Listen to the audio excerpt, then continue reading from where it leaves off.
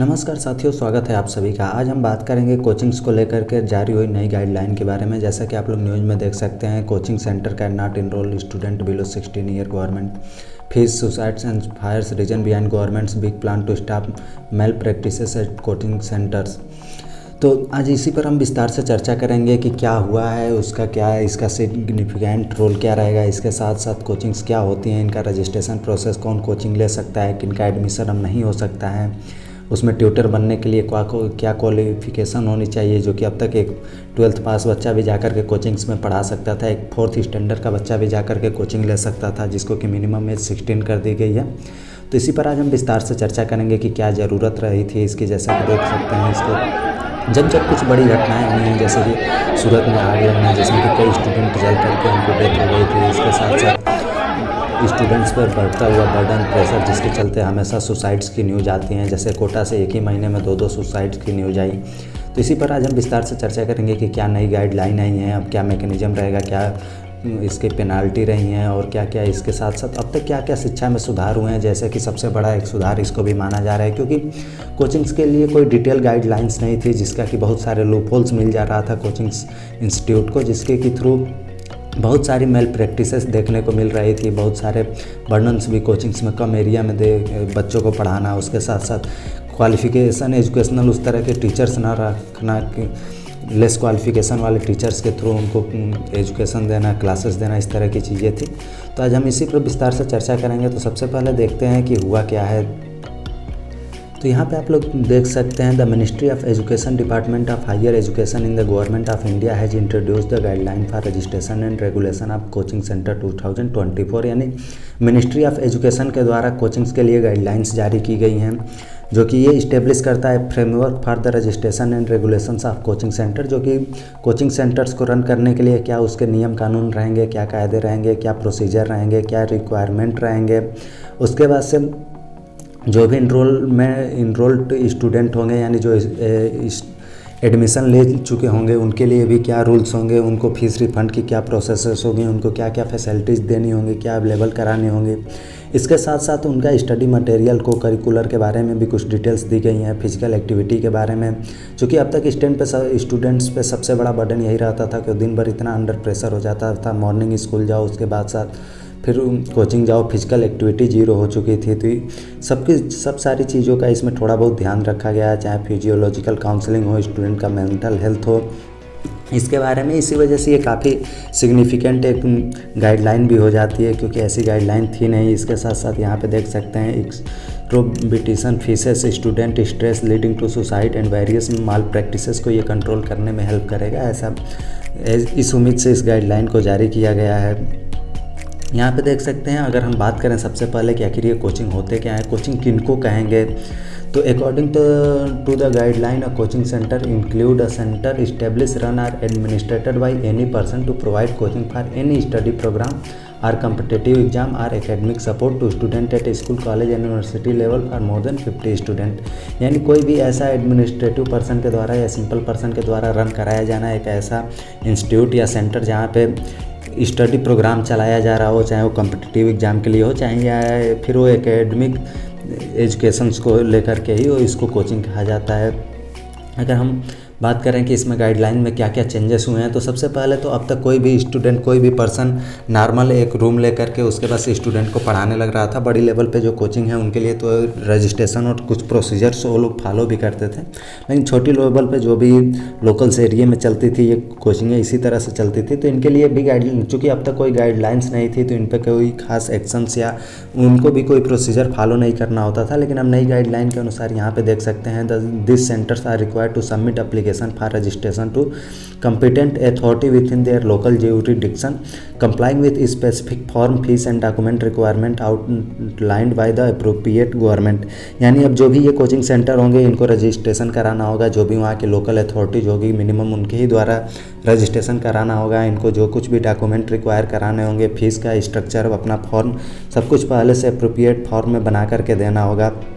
इसके साथ साथ यहाँ पे आप दो लोग देख सकते हैं, notably if a coaching centre has multiple branches, यानी इसके साथ साथ उनके मल्टीपल ब्रांच भी चलते हैं, तो उनके बारे में भी उनको इन्फॉर्म करना होगा, बताना होगा। और सारे कोचिंग ब्रांचेस को एक सेपरेट एंटिटी की तरह, यानी सबके लिए अलग से डॉक्यूमेंटेशन, ये नहीं कि एक का डॉक्यूमेंटेशन करा करके इसमें लूप होल्स कोचिंग वाले ढूंढ लें कि एक जगह डॉक्यूमेंटेशन करा के और उसी नाम पे कई जगह चलाएं। तो हर जगह के लिए रजिस्ट्रेशंस कराने होंगे सबको, एक सेपरेट यानी अलग एंटिटी, अलग कोचिंग सेंटर्स के तौर पर वहाँ पे देखा जाएगा। इसके साथ साथ सबसे बड़ा बदलाव, जो सबसे अहम बदलाव ये हुआ है कि कोचिंग ले कौन सकता है या कोचिंग उसके बाद से दे कौन सकता है टीचर्स के और स्टूडेंट की। तो student below the age of 16 are not permitted for enrolment. यहाँ पे क्लियर वर्ड में लिखा गया है कि वो स्टूडेंट जिसकी कि एज 16 ईयर नहीं हुई रहेगी वो कोचिंग नहीं ले सकता है, उनका कोचिंग में इनरोलमेंट यानी एडमिशन नहीं लिया जा सकता है। And entry is not allow only after the completion of secondary school examination, यानी 10th के एग्ज़ाम्स और 16 ईयर की एज, इन दोनों के पहले आप एडमिशन नहीं ले सकते। यानी 5th स्टैंडर्ड के स्टूडेंट्स को, जैसे कि बहुत सारी कोचिंग्स हैं जिनका कि हम नाम यहाँ पे नहीं ले सकते, बट जितने भी नीट की या जेई की एडमिशन्स कराने वाली हैं वो फाउंडेशन के नाम पे 6 से 8 से ऐसे एडमिशन ले लेती हैं। तो उनको अब मिनिमम 16 की एज तक और 10th क्वालिफाई करने तक का वेट कराना होगा, उसके बाद ही कोचिंग्स में इन लोगों को एडमिशन मिल सकता है। इसके बाद साथ साथ अगर स्टैंडर्ड्स की हम बात करें, कोचिंग की स्टैंडर्ड्स की, ये भी एक बड़ी प्रॉब्लम थी, जहाँ जैसा कि आप लोग देखे होंगे, आपने खुद ने ध्यान दिया होगा कि एक ही बच्चे को, एक ही जो टॉपर बच्चा, आखिर में किसी भी एग्ज़ाम में एक ही स्टूडेंट तो कोई टॉप करेगा, लेकिन उस टॉपर स्टूडेंट को कई सारी कोचिंग्स के होर्डिंग पे आप लोग देख सकते हैं कि फर्स्ट कोचिंग वाला भी, एक कोचिंग वाला भी सेम नाम को दिखाएगा कि ये मेरे यहाँ का स्टूडेंट है, ये टॉपर रहा है, ये फर्स्ट रैंकर रहा है, ये सेकंड रैंकर रहा है। अलग कोचिंग वाला भी उसी स्टूडेंट को दिखाएगा कि ये मेरे यहाँ का पढ़ा हुआ है, ये फर्स्ट रैंकर है या थर्ड रैंकर है, फोर्थ रैंकर है। तो इस तरह की चीज़ों को लेकर के गाइडलाइन में कहा गया है कि coaching centre must refrain from making misleading promises. Coaching वालों को इस तरह की मिसलीडिंग यानी भ्रामक प्रचार विज्ञापनों से दूर रहना होगा। और guarantees regarding rank or mark to attract parent and students. और यदि ये वैसे उस तरह की चीज़ें करते हैं, उस तरह की अगर प्रचार देते हैं, तो उनको ये श्योर नोट्स के प्रूफ्स दिखाने होंगे कि हाँ ये स्टूडेंट्स हमारे यहाँ से ही पढ़ा हुआ है, सारे डिटेल्स उनको प्रोवाइड करने होंगे। इस तरह की अब चीज़ें होंगी। पहले कोचिंग वाले क्या करते थे कि इसके नाम पे कि ये बच्चा, अगर डिटेल्स आप मांगने भी जाओ वहाँ पे, तो ये कहते थे कि मेरे यहाँ से मॉक लिया है, मेरे यहाँ से ऑनलाइन क्लासेस लिया है। एक कोचिंग वाला कहता था मेरे यहाँ से ऑफलाइन क्लासेस लिया है, एक कहता था कि मेरे यहाँ से ये इस चीज़ की, इस सब्जेक्ट की क्लासेस लिया है। तो इस तरह की जो भी अब चीज़ें होंगी, अब डिटेल्स प्रोवाइड करनी पड़ेगी। आप बस ये कह के नहीं बच सकते कि हाँ मेरे यहाँ का ये टॉपर रहा है। यानी ट्रांसपेरेंसी इज एम्फेसाइज्ड। अब जो भी उसमें ट्रांसपेरेंसी होगी, पारदर्शिता होगी, एक बच्चे की जानकारी आपको देनी होगी, जिसको कि आप होर्डिंग में लीड नहीं कर सकते। जो भी आप विज्ञापन लगाएंगे उसमें डिटेल्स देनी होगी। With coaching centre mandate to maintain and update website content information on tutors. इसके साथ साथ ये भी कहा गया है कि आप लोग या तो ये कर सकते हैं कि एक सेपरेट वेबसाइट बनाएंगे जहाँ पे कि इस तरह की जितनी भी डिटेल्स होंगी टॉपर्स को लेकर के, उसकी सारी डिटेल्स वहाँ पे आप लोग अवेलेबल कराएंगे। इसके साथ साथ फीस स्ट्रक्चर भी एक बड़ी चीज़ें बन जाती हैं, क्योंकि जितने भी टॉपर्स कोचिंग क्लासेस हैं जो कि अपने आप को रैंकर्स, यहाँ के सबसे ज़्यादा मेरे यहाँ से रैंकर निकले हैं या स्टूडेंट क्वालिफाई हुए हैं, इस तरह के करके फीस स्ट्रक्चर वो क्या काफ़ी ज़्यादा उन लोगों का हो जाता है। तो यहाँ पे उसके लिए भी देख सकते हैं, tuition fees for various courses must be fair and reasonable. यहाँ पे एग्जैक्ट फीस की नंबर्स तो नहीं दिए गए हैं कि इतने रुपये ही होने चाहिए, लेकिन ये कहा गया है गाइडलाइन में कि वो फेयर होना चाहिए और रीजनेबल फीस होनी चाहिए। यानी जितनी ज़रूरत वहाँ पे लग रही हो कुछ उसी तरह की फ़ीस होनी चाहिए। ऐसा नहीं है कि आप अपने मर्जी से कुछ भी फीस कर सकते हैं। और इसके साथ साथ डिटेल उसकी रिसिप्ट भी प्रोवाइड करानी होंगी। And a comprehensive prospectus displays permanently should include information on course duration, classes, tutorial, hostel facility। यानी आप फीस लेने के साथ साथ जो भी डिटेल्स है, रिसिप्ट के साथ साथ आप जो भी क्लासेस देंगे, उनकी ड्यूरेशन, ट्यूटोरियल्स, हॉस्टल में जो फैसिलिटी देंगे, सब कुछ यानी डिटेल्स में अवेलेबल करानी होगी। इसके साथ साथ इस फीस के साथ ये डिटेल ये है कि जो भी आपका रिफंड का प्रोसेस है, in the case of mid courses, आप कोर्स चलते हुए बीच में आप फीस इंक्रीज करने को नहीं कह सकते। Any fees increase during the course duration is strictly prohibited. This apply to both courses fees and hostel related charges. यानी हॉस्टल पे भी कह के नहीं कि हाँ फीस के लिए गवर्नमेंट ने मना किया है, ये हॉस्टल चार्ज है। यानी एक बार अगर आप एडमिशन ले लेते हैं तो कोर्स के बीच में किसी भी तरह का चार्ज आप कोचिंग्स वाले नहीं बढ़ा सकते। इसके साथ in case of mid course withdrawal और pro rata refund is mandate within 10 days. यानी अगर कोई बच्चा एडमिशन ले जाता है, उसके कुछ दिन बाद यदि वो एग्जिट करता है, वो छोड़ता है, उसको नहीं समझ में आता है या किसी भी रीज़न से अगर वो छोड़ता है तो आप उसको डिनाई नहीं कर सकते रिफंड में। आपको एक प्रो राटा रिफंड यानी जो कुछ भी उसमें से पैसा काट करके जो भी खर्चे हैं या जो कुछ उसमें से एडमिशन चार्जेस हैं या मैंडेटरी चार्जेस हैं उनको कट करके एक्स्ट्रा पैसा आपको रिफ़ंड करना ही करना होगा। इसके साथ साथ इंफ्रास्ट्रक्चर की भी बात की गई है। कई सारे कोचिंग्स में आप देख सकते हैं बच्चे ऐसे भरे रहते हैं, एक ही हाल में 500 1 हज़ार बच्चे भरे रहते हैं। तो उसके लिए ये गाइडलाइन ली गई है कि एक स्टूडेंट के लिए आप जितना भी स्टूडेंट बैठाते हैं तो उसके लिए मिनिमम एक स्टूडेंट के लिए 1 स्क्वायर मीटर की स्पेस अवेलेबल होनी चाहिए। यानी ऐसा नहीं होगा कि आप एक ही रूम में 10 मीटर में ही 100 स्टूडेंट 50 स्टूडेंट कितना भी बैठा देंगे। मिनिमम आपको स्टूडेंट के अकॉर्डिंग एरिया, यानी अगर आप 100 स्टूडेंट बैठाते हैं तो 100 स्क्वायर मीटर एरिया में ही आप बैठा पाएंगे। उससे कम स्पेस में अगर आप बैठाते हैं तो आपके ऊपर जो भी लीगल एक्शन होगा वो लिया जा सकता है। इसके साथ साथ adhere to 5 fire safety and building codes along with obtaining fire, यानी जो भी सुरक्षा कोड्स हैं, जो आग सुरक्षा कोड है, भवन सुरक्षा कोड है, जो भी एक मिनिमम गवर्नमेंट के द्वारा ये दी जाती है कि आपके बिल्डिंग में इतने आग से बचने के लिए ये उपाय होने चाहिए, आपकी बिल्डिंग इस लेवल पर बनी होनी चाहिए, इतने इसमें कंस्ट्रक्टर इतने मजबूती होनी चाहिए, वो सारी चीज़ों का ध्यान रखा जाएगा। इसके साथ साथ जो सिक्योरिटी के लिए भी है अरेंजमेंट होने चाहिए, सिक्योरिटी मेजर आर इसेंशियल्स, वहाँ पे वेंटिलेशन की प्रॉपर व्यवस्था होनी चाहिए जहाँ से कि धूप हवा पानी जो भी है वेंटिलेशन आसानी से हो, लाइटनिंग होनी चाहिए, इलेक्ट्रिफिकेशन होनी चाहिए। और इसके साथ साथ coaching centre should also be equipped with CCTV camera और फर्स्ट एड किट। इसके साथ साथ उनको मेडिकल असिस्टेंस भी रखने होंगे।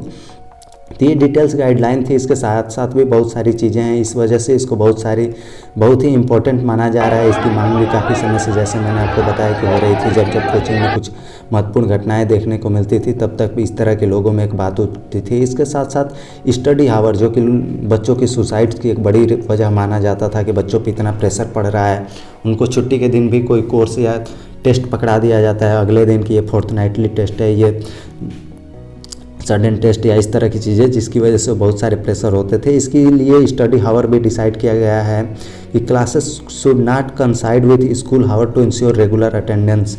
इसके साथ जो क्लासेस होंगी, जो कोचिंग का टाइमिंग होगा और जो उनके बच्चे का स्कूल का टाइमिंग होगा, उनके साथ साथ नहीं मैच करनी चाहिए, अलग टाइम होना चाहिए, जिससे कि स्टूडेंट आसानी से या तो दोनों को अटेंड कर सके या फिर उसके एक के चक्कर में वो अपने स्कूल को ना छोड़े। The curriculum time table should allow student to relax and recuperate. जैसा मैंने आपको बताया, इसमें रिलैक्सेशन के लिए भी, फिजिकली और माइंडली फिट रहने के लिए भी काफ़ी चीज़ों को ध्यान दिया गया है। तो कुछ इस तरह का टाइम टेबल होना चाहिए जिससे कि जस्ट लाइक आपको एग्जाम्पल में बताया, तो आप संडे के अगले दिन टेस्ट नहीं रख सकते, इस तरह की चीज़ें, जिससे कि बच्चे को रिलैक्स मिले। Weekly off for both student and tutors are mandatory. बहुत सारी कोचिंग्स ऐसे थी जो कि संडे को भी चलती थी, कोई भी ऑफ नहीं रखती थी, तो उनको वीकली ऑफ देना होगा। ट्यूटर्स यानी जो वहाँ पे पढ़ाने वाले हैं उनको भी, इसके साथ साथ स्टूडेंट को भी। Class size should align with maintaining a healthy teacher student ratio. Class sizes की मैंने जैसे आपको बात किया कि उसकी एरिया भी पहले से डिफाइन की गई है। इसके साथ साथ एक ऐसा एरिया और रेशियो मेंटेन किया जाना चाहिए, यानी एक स्टूडेंट एक रूम्स में आप इतने बच्चे बैठा दें कि वहाँ पे बहुत ही ज़्यादा बर्डन शो होने लगे, इस तरह की चीज़ें नहीं होनी चाहिए। इसके साथ साथ एक कंप्लेन मैकेनिज्म भी बनाना होगा, जिसमें जहाँ पे कि coaching centres can file complaints against student and parent, यानी कोचिंग वाले भी स्टूडेंट के अपोजिट में जो कंप्लेन हो दे सके, उस कमेटी को देख सके। इस तरह की कमेटी बनानी होगी कोचिंग्स वालों को। इसके साथ inquiry committee establish for the purpose by the appropriate government के द्वारा भी ऐसी कमेटीज बनाई जाएंगी। This complaint will be resolve within 30 days to complaint authority on an inquiry committee. जो कंप्लेन होगी वो 30 दिन में कोचिंग्स को रिजॉल्व करनी होगी। अदरवाइज जो कमेटी, एक्स्ट्रा कमेटी गवर्नमेंट के द्वारा बनाई गई होंगी, अप्रोप्रिएट कमेटी होंगी, उनके द्वारा भी जो उस पर एक्शन होगा वो ली जाएंगी। इसके साथ साथ अब बात निकल के ये आती है कि गवर्नमेंट ने तो गाइडलाइन जारी कर दी, अगर ये फॉलो नहीं होती हैं तो क्या होगा। जैसे कि इसके काउंटर में क्या होगा, क्योंकि बहुत सारी गाइडलाइंस, बहुत सारे रूल्स होते हैं, उसके बाद अनदेखा किया जाता है बहुत सारी चीज़ों के लिए। तो यहाँ पर देख सकते हैं गाइडलाइन के ही साथ साथ इसमें पेनल्टी भी दी गई है कि if the coaching centre breaches any term और कंडीशन ऑफ रजिस्ट्रेशन और general requirement it will face penalties.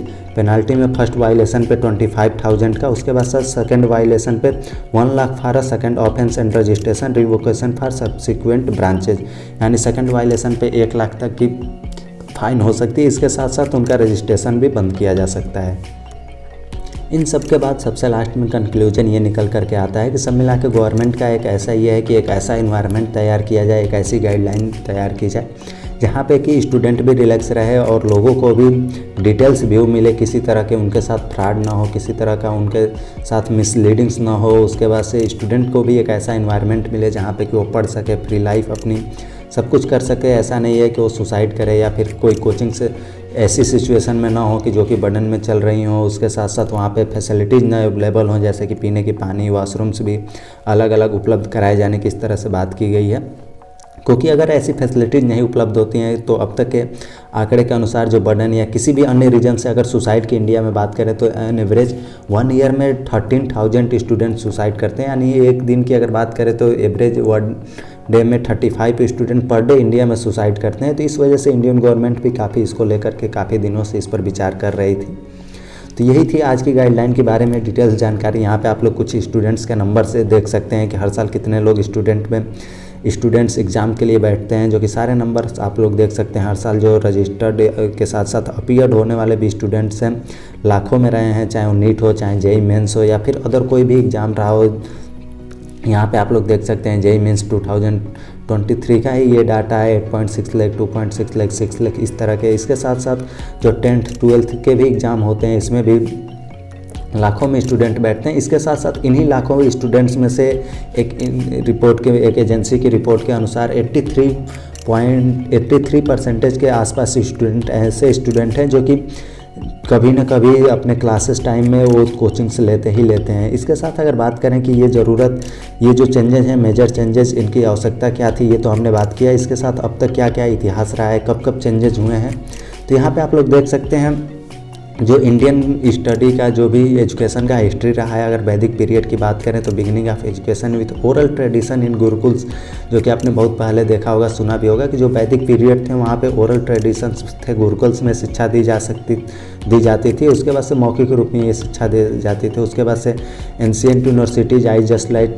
Nalanda and Takshashila flourished as centre of learning के सेंटर्स में उभर करके आए। उसके बाद से मिडेवियल एरा में इस्लामिक इन्फ्लुएंस रहा इंडिया पर। उसके बाद से पर्शियन एंड अरबिक टेक्निक जो थी टीचिंग्स की वो सारी इंडिया में स्प्रेड हुई। इसके साथ साथ कॉलोनियल रूल आया, यानी जो ब्रिटिश इंडिया था उस टाइम में शिक्षा में काफ़ी सारे परिवर्तन हुए। इंग्लिश को एम्फेसाइज किया गया जो कि आज तक हमारे यहाँ पे चल रहा है। उसके बाद से 1947 में इंडिया इंडिपेंडेंट होता है। उसके बाद से एजुकेशन पॉलिसीज आती हैं कुछ उस हिसाब से एजुकेशन में थोड़ा बहुत वही मॉडर्न कॉलोनियल रूल का ब्रिटिश इंडिया वाले एजुकेशन सिस्टम में ही थोड़े बहुत परिवर्तन करके उसको आगे कंटिन्यू किया जाता है। उसके कुछ दिनों बाद अब मॉडर्न एरा आता है जिसमें कि IIT IIMs बनते हैं। उसके बाद से एक नया रिवोल्यूशन आता है इंडिया में। अगर अब तक की हम गाइडलाइंस को लेकर के या पॉलिसीज़ को लेकर के मेजर चेंजेस की बात करें तो सबसे पहले 1968 में यहाँ पे देख सकते हैं यूनियन गवर्नमेंट ने